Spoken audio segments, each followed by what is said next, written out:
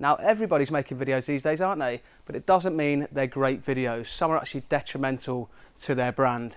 Now you wouldn't put out a bad photo or a bad website or anything like that, so why would you put out a bad video? So guys, tip number one is to shoot landscape. A lot of people get their phone and shoot portrait, but it leaves these big black spaces on either side, especially when you're shooting on LinkedIn. Instagram's a little bit different, but if we're talking about LinkedIn, professional videos, you don't want black space on either side. It just doesn't look that great. So get your phone, instead of doing it portrait, just flip it landscape. You've got the sides filled, there's no black spaces, and it looks great. And today's tip is hold your phone at eye level.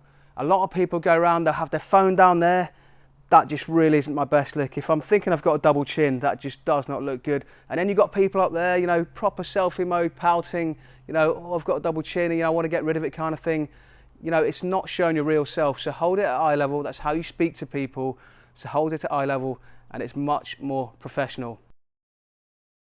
Now tip 3 is to use a tripod. Now nobody likes shaky footage, guys. I know certain people say, yeah, shaky footage is all right.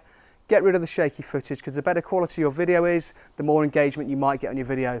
And here I've just got a smartphone video tripod. It's a light stand, it's a clamp, and it's a ball head. And all you do is just get your phone in there, do that. Then you can just stand back and your footage is nice and steady. Now my tip today is, again, it's about stabilization, and it's to use a gimbal. These things are great, especially if you're a person who likes, you know, walk and talk, or you want to be out somewhere showing people where you are, or even if you're at an event and things like that. It's really good. It keeps the, you know, keeps your phone nice and stable, you know, and it stops you from getting that shaky footage.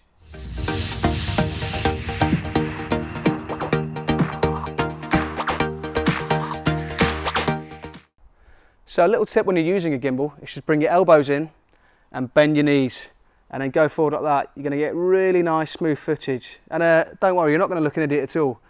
And if you're really confident, you can do the old gimbal dance. Yeah, that's pretty cool. I can't guarantee you're going to get stable footage in that one, but hey, you're going to look pretty cool. Now today's tip is audio. Now, it's really important to have good audio so people can hear what you're saying. You know, it's not a great video if people can't really hear what you're saying, or the wind is blowing in the mic. Now sometimes the mic on phones is good if you're quite near, but if you're in a windy or noisy situation, then I'd highly recommend getting the Rode SmartLav Plus, which is what I'm wearing today. Now here's a quick example of how I've used it, and I've used it near a stream where it's windy, so you can hear before and you can hear after when the mic's used. So take a look at the clip and yeah, see what you think. I've got a Manfrotto tripod here. It is predominantly for DSLRs, but what you can do is you can get this amazing little piece of kit here. I think it was about £15 on Amazon, and it's a smartphone adapter, so you can just plug it into a tripod. And today's tip, tip number 6, is use natural light. So if you've got a window in your office or something like that, use it wisely. You don't need to go out and buy lights, but you know, you've got to use it very, very wisely. So always face the light. A lot of people use a window and they'll have their back to the window and the lights behind them. It'll make them look like a silhouette. You know, test it out yourself. So what you want to do is have the natural light come in. Obviously make sure your office is nice and tidy, but have the natural light coming in onto your face. Then again, you know, if you've got the sunlight, have it in front of you. You don't want it behind you, because you'll be looking like a silhouette. And you know, the phones on the camera, or the cameras on the phones, I could have deleted that, but I'll just keep it in. Basically, they'll try and auto-expose, so they'll either try and expose for outside, or they'll try and expose for inside. So use a natural light coming in onto your face, and you'll have a lot better light. Look into the lens, look right into the lens. A lot of people don't do this, so when you've got your phone in selfie mode, look at the black dot, guys. The black dot is your friend. Don't look at your face, because if you're looking at your face, you're looking off screen and it looks a bit weird. People might think you're not very confident, or you aren't even very trustworthy. So always look at the lens, guys, and that is, you know, just get used to doing it. Practice at your home, look into the lens. You can't go wrong, guys. So tip 7, look into the lens, look into the lens.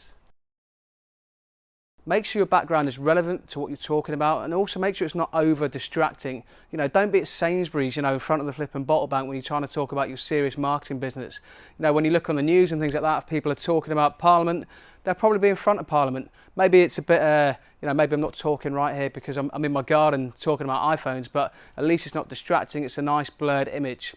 So, you know, have a think about, you know, your background. You know, do you work from home? Is your office tidy? Are people seeing the back of your office and thinking, oh, they're more interested in what's behind you than actually what you're talking about? And today is one of my favourites actually. It's about captions, or some people might call them subtitles. So 80% of people now read video, so it's really important that you have captions, because some people, will listen to your video with the sound off. They might be on a commute or something like that, or in a quiet office, so they've got to read your video.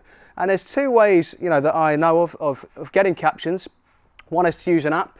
Unfortunately, it's only for iPhone users, and it's called Clips, C-L-I-P-S, and it actually creates captions as you're talking. The other way is, if you have your video recorded, you can upload it to something called rev.com. Now, I love rev.com. For every minute of your video, it costs you $1 to create closed captions, and what Rev do is it creates something called an SRT file. Then I'll send that to you. Then you can either burn that into your video, if you've got an edit suite or an editor in something like Premiere Pro or Final Cut. If you don't have that, don't worry, because if you're watching this on LinkedIn, then what you can do is upload your video on LinkedIn, and then there's another way you can actually add an SRT file. So when your video is posted, your video will appear with your captions on there. Anyway, today's tip is not just about smartphone videography, it applies to all kinds of video, and it is about native video uploading. Now, what I mean by that is, a lot of people make the mistake by uploading their video to YouTube, then they'll add their link onto their post on LinkedIn. Now, the algorithms on LinkedIn don't really like that very well, and they won't make it go very far in terms of the reach. So what you want to do is you want to get your actual video file in there, your actual video file.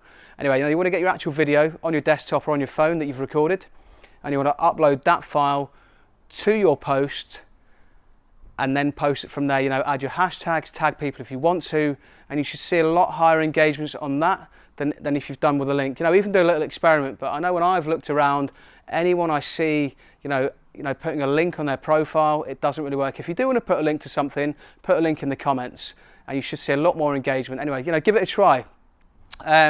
I just say, if you've watched all 10 tips, I hope you've enjoyed them, I hope they've been good. If you've got any more questions, put them in the comments or connect with me, just give it a like or whatever, and get in touch. So I hope you've enjoyed it, and I'll see you again soon. Thank you very much.